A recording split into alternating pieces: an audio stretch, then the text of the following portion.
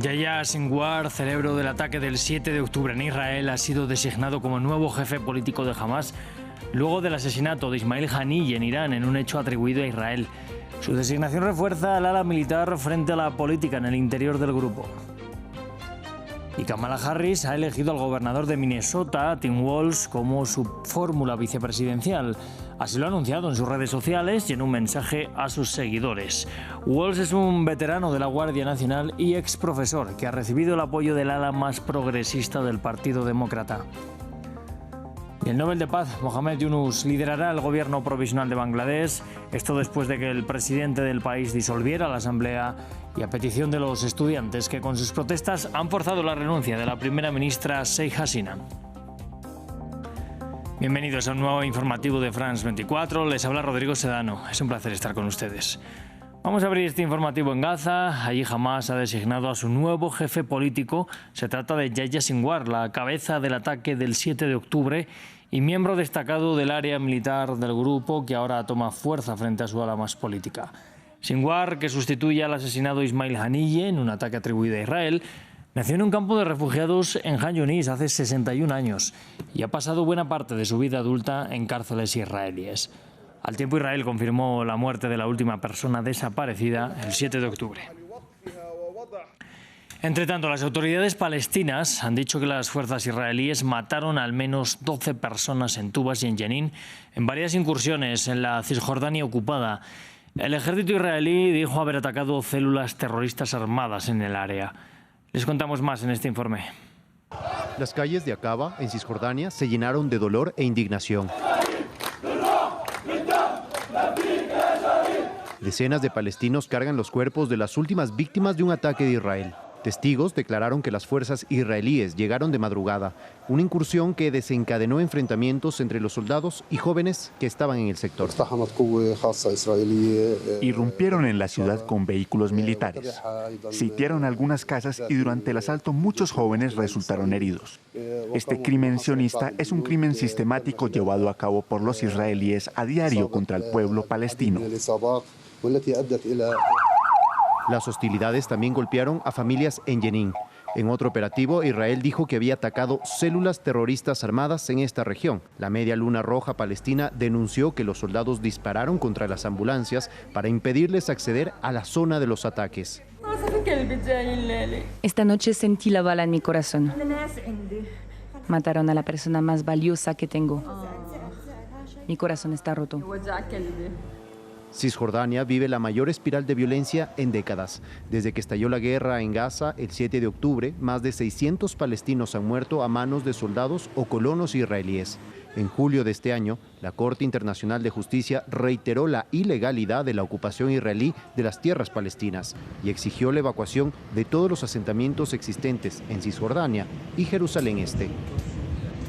Y en Medio Oriente continúan, entre tanto, los esfuerzos diplomáticos para intentar evitar una guerra regional entre Israel, Irán y sus grupos aliados como el Hezbollah libanés. Este martes Israel mató a 6 miembros de este grupo armado en el sur del Líbano. Por su parte, Hezbollah aseguró haber lanzado ataques contra el norte de Israel. Y en todo el país hay, entre tanto, preocupación por la reacción de Hezbollah tras el asesinato la semana pasada en Beirut de uno de sus jefes militares en un bombardeo israelí. Así se pronunció hoy Hassan Nasrallah. El objetivo de esta batalla es impedir que Israel gane, evitar que elimine la amenazada causa palestina, porque si Israel logra su propósito, toda la región estará en peligro. Por lo tanto, nuestra respuesta será fuerte, influyente y eficaz. Son solo unos pocos días y noches hasta que nos encontremos en el campo de batalla. Vamos a revisar ahora lo que está pasando en la guerra en Ucrania. Este martes, un ataque ruso con misiles contra la ciudad de Kharkiv dejó 5 personas heridas. Las autoridades han informado que continúan la búsqueda de posibles víctimas entre los escombros. El ataque se reporta un día después de que el presidente Volodymyr Zelensky pidiera con urgencia decisiones sobre la financiación para Ucrania proveniente de los activos rusos congelados. Este martes, el ahora secretario del Consejo de Seguridad de Moscú, Sergei Shoigu, dijo que Rusia ha ocupado 420 kilómetros cuadrados de territorio ucraniano desde el 14 de junio. Y como avanzábamos en titulares, Kamala Harris ya tiene fórmula vicepresidencial para enfrentarse en noviembre al binomio Trump-Vance. Se trata del gobernador de Minnesota, Tim Walz, quien a sus 60 años se muestra como un peón importante para que la dupla consiga sumar votos en el Midwest estadounidense, que será clave para la elección presidencial.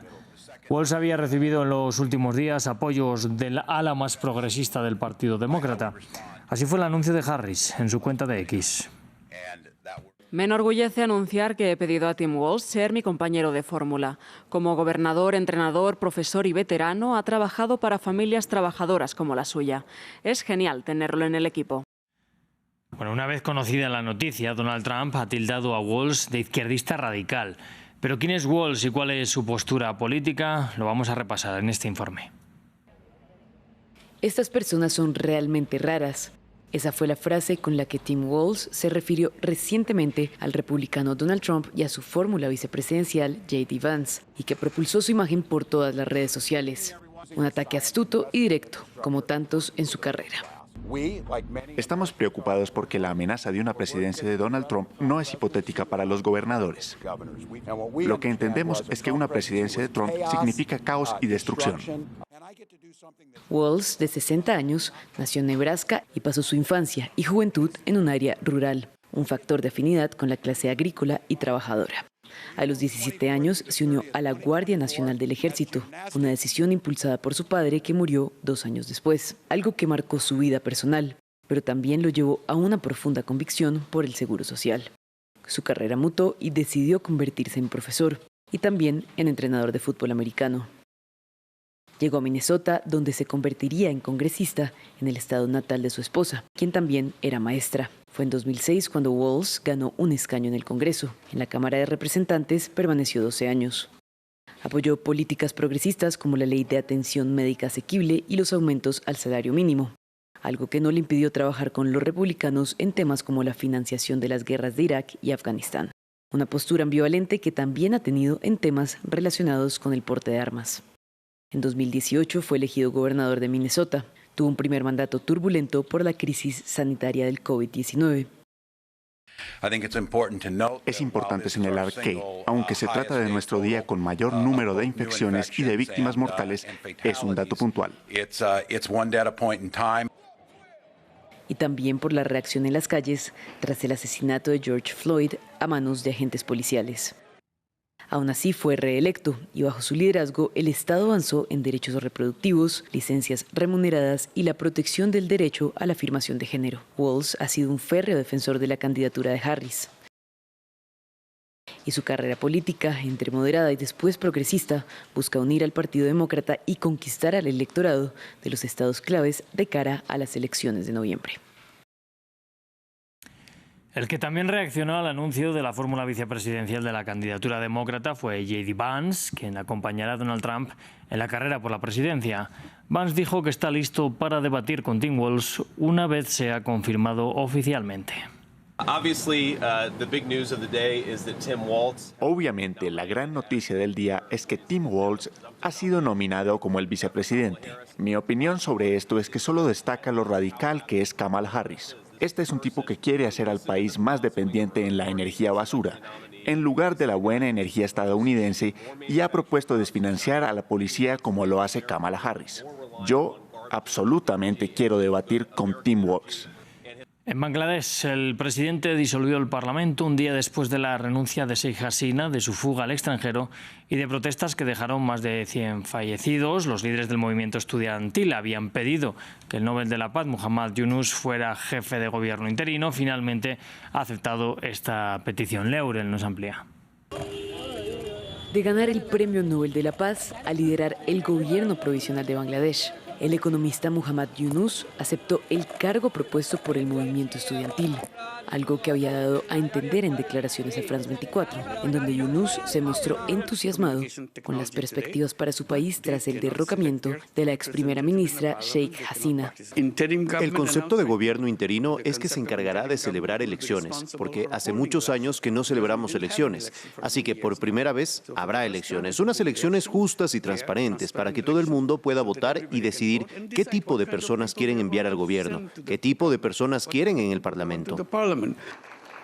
Yunus, quien ganó el Premio Nobel de la Paz en 2006 por su labor pionera de microcréditos, haciendo accesibles los préstamos bancarios a los ciudadanos más pobres, ha mantenido la credibilidad entre los manifestantes de Bangladesh. Esto se debe en gran parte a que el gobierno de Hasina le interpuso demandas recurrentes, 174 en total.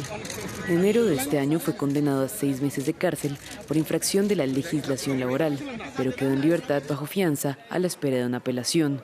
Yunus criticó duramente al gobierno saliente.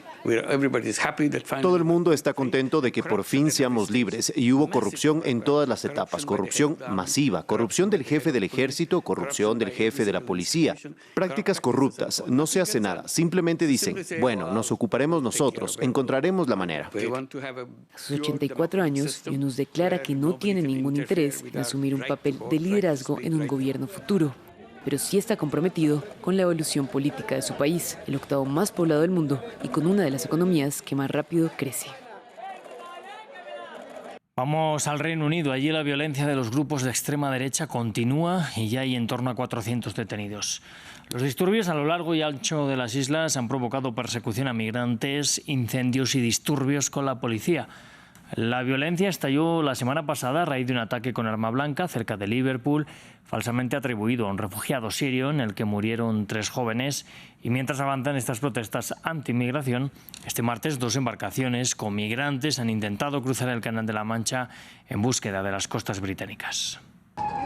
La violencia se extiende por Reino Unido. En Belfast, Irlanda del Norte, manifestantes lanzaron piedras a la policía mientras prendían fuego en las calles. El lunes, el país vivió su 7º día consecutivo de violentas protestas contra la inmigración. En Plymouth, en la costa suroeste de Inglaterra, 6 personas fueron detenidas y varios agentes resultaron heridos por proyectiles y fuegos artificiales lanzados por las multitudes de extrema derecha. La policía advierte que cualquiera que participe en los disturbios se enfrentará a penas de prisión. Como miembros de la comunidad nos sentimos profundamente ofendidos por estos desórdenes violentos totalmente innecesarios y las consecuencias son graves.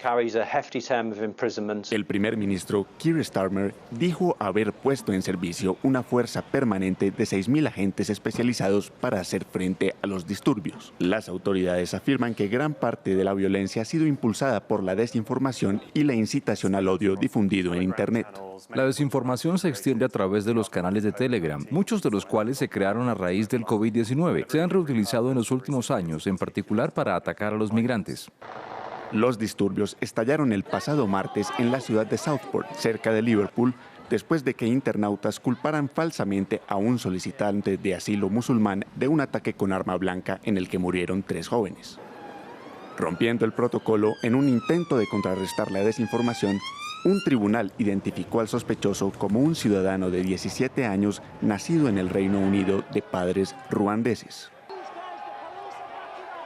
Más de 375 personas han sido detenidas hasta el momento, en el que se ha convertido en el peor episodio de disturbios civiles en más de una década. Vamos a repasar ahora la situación en Venezuela tras la elección presidencial del pasado domingo 28 de julio. Este martes, a través de sus redes sociales, la líder opositora María Corina Machado ha difundido unos audios en los que llama a la unión ante lo que denominó como campañas de terror abiertas por el gobierno de Nicolás Maduro. Entre tanto, José Raúl Mulino, el presidente de Panamá, ha llamado a una cumbre de presidentes latinoamericanos para discutir la situación en Venezuela. Y vamos con imágenes de los Juegos Olímpicos de París y un récord conseguido por el luchador cubano Mijaín López. Este martes se ha convertido en el primer atleta de la historia que consigue 5 medallas de oro consecutivas en la misma disciplina olímpica. Lo ha logrado a sus 42 años en lucha greco-romana tras imponerse al chileno de origen cubano también, Yasmani Acosta. López aseguró haber cumplido un sueño en medio de la ovación cerrada del público.